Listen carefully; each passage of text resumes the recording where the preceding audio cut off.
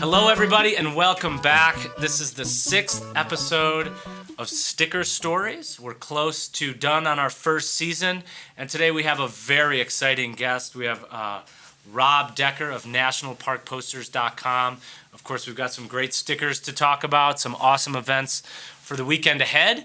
But let's, Hamish, give me some stickers of the week. What do we got? Yeah, we're going to do stickers of the week and place a top of mind this week because we just seen a ton of cool stuff come through the shop and we want to talk about that. First and foremost, friend of the pod. So this is actually from the guys at Pod Save America and Crooked Media doing an awesome Kiss Cut sticker.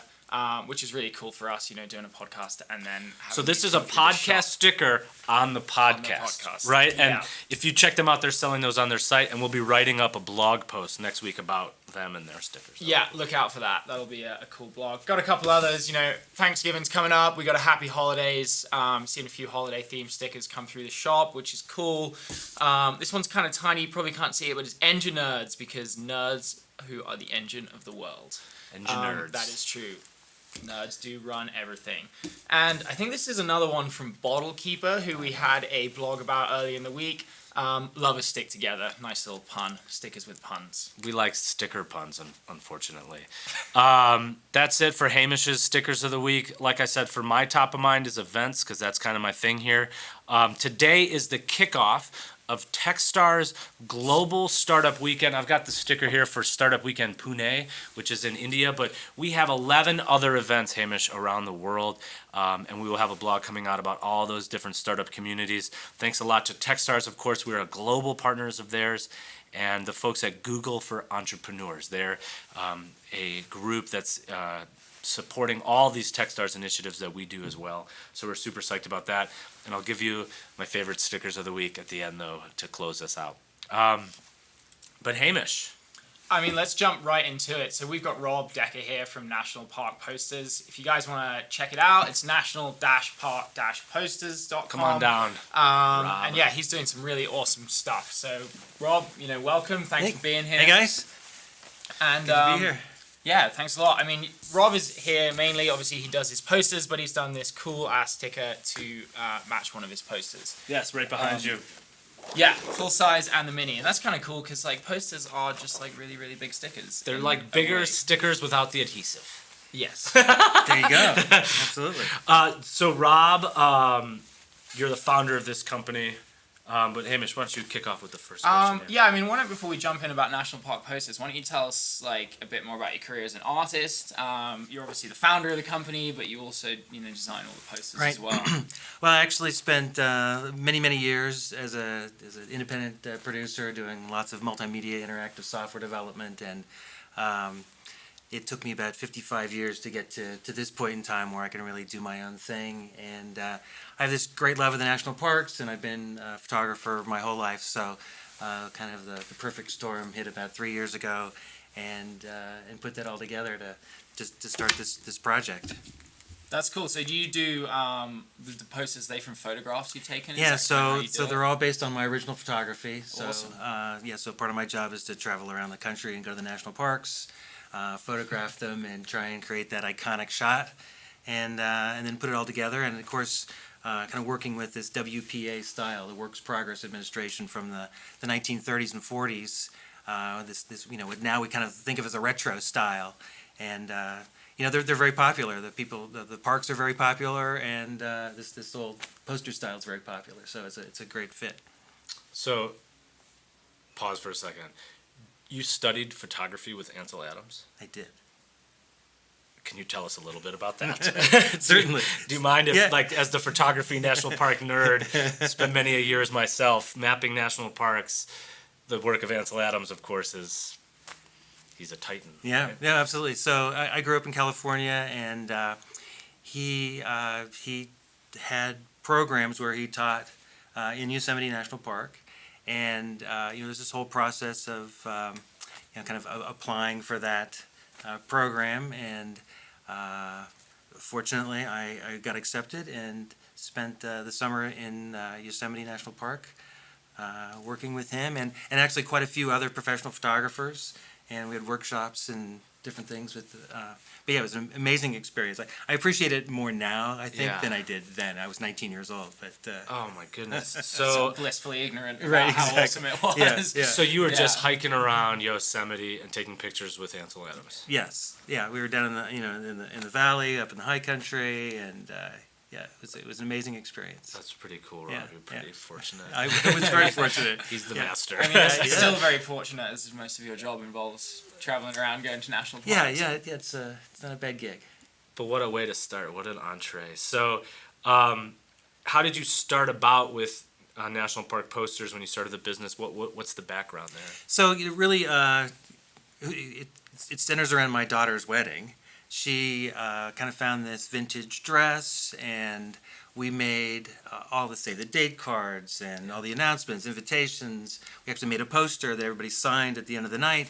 And even it was supposed to be her special day. A lot of people were giving me a lot of positive feedback on the posters, and I had taken pictures all around Boulder Falls, on campus, and the wedding was in Boulder, obviously. And all of these cards and posters and things had this look, and everybody was very supportive about it and said, "Why don't you do something more with it?" And so I did. And so I actually launched a series of Kickstarter campaigns that really got this thing going. And in fact, John, the president of the company, was one of the very early supporters of that. And we have that art in our office hanging up. We're actually in some remodeling right now, so the posters are right behind us. We have a very exclusive unboxing that will be happening. We're going to open up some brand new posters. I'm super Big unveiling. Yes. Yeah. Some new art that we're adding. But yeah, John has been a big supporter of yours. Yeah. And he was super psyched about the art, and we are too, Yeah, obviously. yeah. That's cool. So are you a one-man operation? Pretty much so. I have some help with fulfillment, but Yeah. And my wife travels with me usually when we go to the parks. But for the most part, it's me. I mean, because we deal with a lot of small and medium-sized businesses. You got any kind of tips for people out there when they're first getting started? I know you mentioned you did a Kickstarter is probably one way of doing it, but in terms of getting the brand out there, marketing, what did you do to really get the ball rolling? Yeah, the Kickstarter campaigns were great because it was really proof of concept. It really showed me that there were enough people out there interested in this artwork, and beyond that, as you guys know, marketing's tough. You gotta It's a lot of work. Yeah, it's a lot of work, and you gotta get out there. You gotta do it. You just gotta keep trying stuff, and what works you build on, and what doesn't work you throw away and try the next thing. So, and Hamish, and we were talking before the show about your Facebook. Do you mind if I steal this question, Hamish? Yeah, cool. So you have a really strong social media following, specifically Facebook, and Hamish said advice, right? When it comes to focusing on one platform like a Facebook or whatever your preferred one is, by the way, please tell us. It's Facebook Yeah. for sure, yeah. So what is your sort of strategy? We talk a lot of tips and tricks on the podcast, and whenever people come in, that's usually some of the best sort of service for our audience is how you've been able to do that.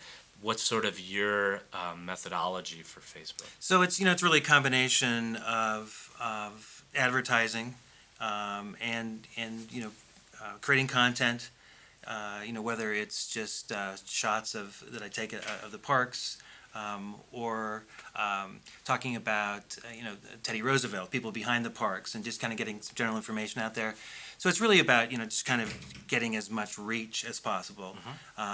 Fortunately, with what I'm doing, 330 million people visit the national parks every year, and 210 million of those people are on Facebook. So it's a nice audience. Those are some nice basic numbers. Yeah. And when you're like thinking, for those of you, if you're chiming in, asking us questions after the fact,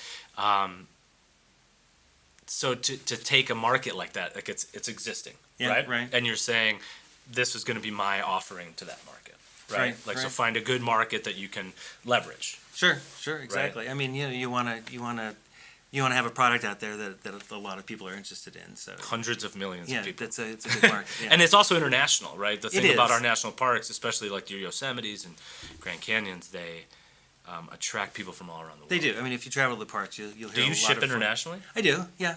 A limited number. I mean, I certainly do it, but Cool. there's limited. We say the same thing. Yeah, We do, but we try to keep it. We have a strong U.S. yeah, me too. Let's see here. You said you went to shoot. Hamish, What do you got? What do you? I mean, I was going to say another, just to carry on kind of the Facebook thing. Yeah. I know, like, I spend some time on your website, obviously checking things out, and then you get like those remarketing ads as well. I think like a tip for any small business out there is, you have your website audience. Make sure you use that. Follow up with people. I think nowadays people expect to see adverts after they've been on a website, and from our personal experience, it's very effective. Multiple contact points and kind of getting people. Yeah, no, the remarketing ads are very effective, and it's a big part of the whole marketing program. Nice. So the sticker. The sticker. Let's talk about what you do with your sticker. So a couple of things. I was saying earlier to you guys, I printed 1,000 of them, and they were gone very quickly. So do you sell those? So I sell them. I also use them as kind of a premium incentive, and certain Facebook ads, I might include that free sticker, but then I'll have people buy 4 more or 10 more. Actually, the superintendent at Everglades National Park and Dry Tortugas National Park had contacted me and said that he wanted to get. He really had the budget for 10 of them, but he wanted to be able to give them to each of his 22 employees, and so, the sticker. This sticker. Yeah. So I sent him 22 of them. Of course you did, because you're a nice guy. Well, yeah. Dry Tortugas, if I correct me if I'm wrong, the only national park with a snorkeling trail. Actually, Virgin Islands may have one as well. Those are like the two that always yeah. I'm like, I haven't been there, and I like a snorkeling trail. That sounds amazing. Yeah, it's pretty cool place. Yeah, absolutely. Dry Tortugas is out there. That's really sweet that superintendent of all people reached out to you. They're probably a very underfunded national park. Well, yeah, and they all are, right? And they got slammed with the hurricanes. Of course. I mean Virgin Islands National Park is actually closed. Gone. Yeah, it's basically gone. And Everglades was closed down for quite a while. Fortunately, they have, I think, a big volunteer base that came in and helped clear roads. And but they lost one of their visitor centers, and so there's all their chickees, which are their camping, are probably gone. Right. I mean, those things they can't survive a storm surge like that. Yeah. So the sticker goes out to everybody. That's very, very nice of you to do that.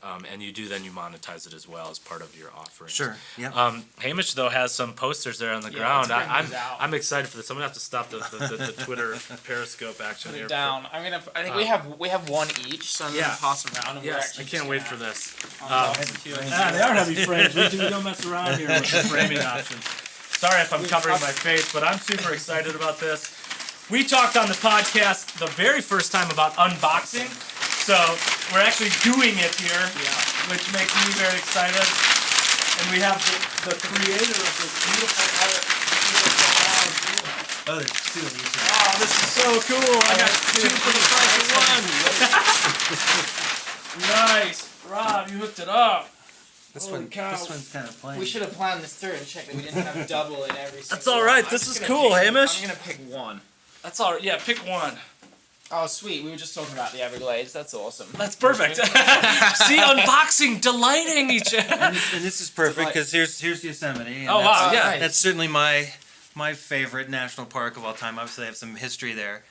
Grew up there. My grandparents actually honeymooned in Yosemite National Park in the 20s. No way. Yeah. Wow. When the Ahwahnee Lodge was still the Ahwahnee Lodge? Yes. Well, of course, that was a little recent, too. But yeah.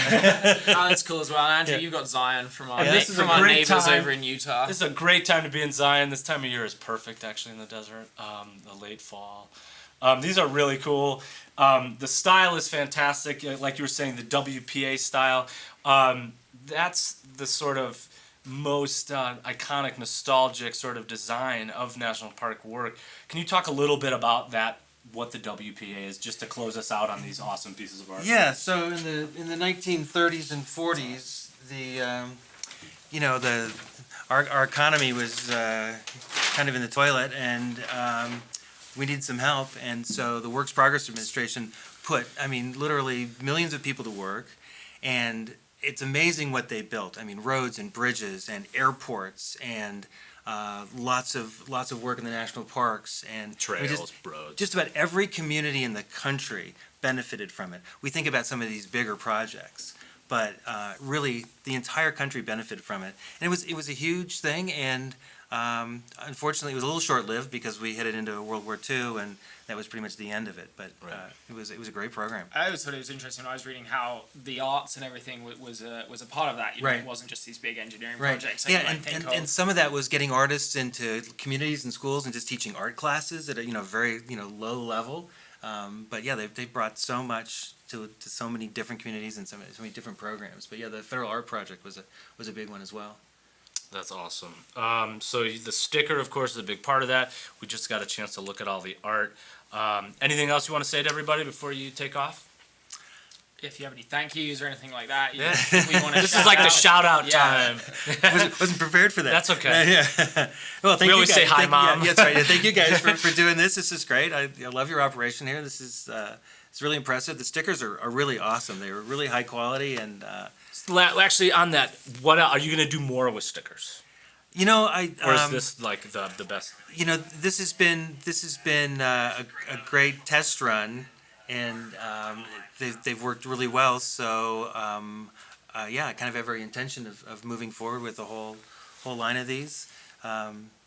This is kind of more of a generic Totally. thing of Yeah. worth protecting, and it's kind of timely. The national parks are kind of under siege. They're under budgeted. They're underfunded. They're and I think a lot of people are, I get pictures, people are putting these on their water bottles, on their laptops, on their cars. We love getting So- tagged. Yeah, right. So thanks to everybody who's supporting the national parks. Thanks, Rob. Yeah. We'll see you, buddy. All right, thanks. Yeah, Thanks, thanks guys. very much. Yeah. Take care. Right. So well, you could just stay here. We got all this Okay. stuff going on, but we Sure. are going to get out of here really quick. You know where to find us, of course. iTunes, Google Play, SoundCloud, your favorite podcatcher. We're trying to be in all those places. Next time, Hamish, what do we have next time? Next time we're bringing on the team from My Beer Pickles. So pickles and beer. That's right, We're beer gonna and have more on pickles. that. We'll probably do something on that next week. Let you guys know a little bit more about what they do, and previewing next month's podcast. So everybody, thanks for printing your awesome stickers. That's right. And every sticker has a story. Have a great weekend. To all our friends out in WordCamp Orlando, thank you very much for your uniforms and superpowers, that's for sure. And then all our friends in Austin at WordCamp Austin, they've got Wapu on a horse. Very much love to our startup communities and all our WordCamp communities. Hamish, Rob, I'm Andrew. From Bill Murray himself on Friday, you're awesome. And thank you very, very much. Like Hamish said, every sticker has a story. Dum dum dum dum dum dum dum dum dum dum dum dum.